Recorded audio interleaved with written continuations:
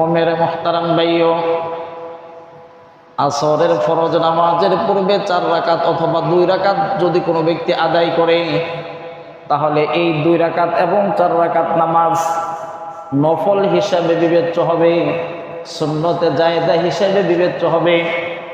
কিন্তু যদি কোনো ব্যক্তি আসরের পূর্বে 4 রাকাত এবং 2 রাকাত নামাজ আদায় করে, তাহলে এই নামাজ আদায়কারী ব্যক্তির জন্য বিশাল ফজিলত রয়েছে।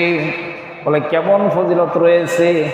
আরে সুবহানাল্লাহ সুবহানাল্লাহ, চলুন না ফজিলত সম্পর্কে তো একটা হাদিস আমরা শুনে আছি। হাদিস গ্রন্থের নাম হলো সুনানে আবু দাউদ, হাদিসের নাম্বার হলো 1271, হাদিসের রাবি হলো হযরতে আব্দুল্লাহ ইবনে উমর।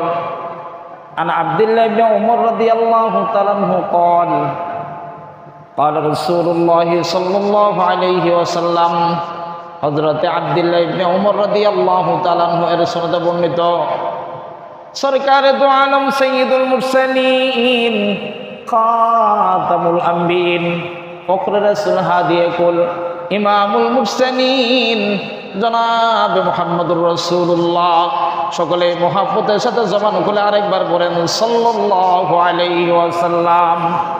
নবীজি ইরশাদ করেছেন, রাহিমাল্লাহ, আল্লাহ তাআলা ওই ব্যক্তির উপর রহম করেন, ওই ব্যক্তির উপর দয়া করবেন। কোন ব্যক্তির উপরে রহম করবেন, দয়া করবেন? ইমরাআন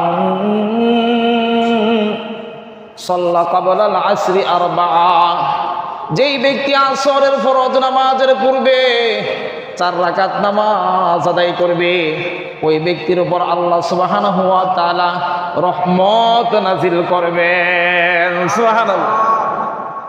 নামাজ কয় রাকাত? 4 রাকাত। কোন নামাজের পূর্বে?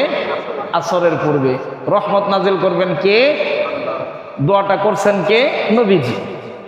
তাহলে যদি আমরা সুযোগ পাই আদায় করব ইনশাআল্লাহ।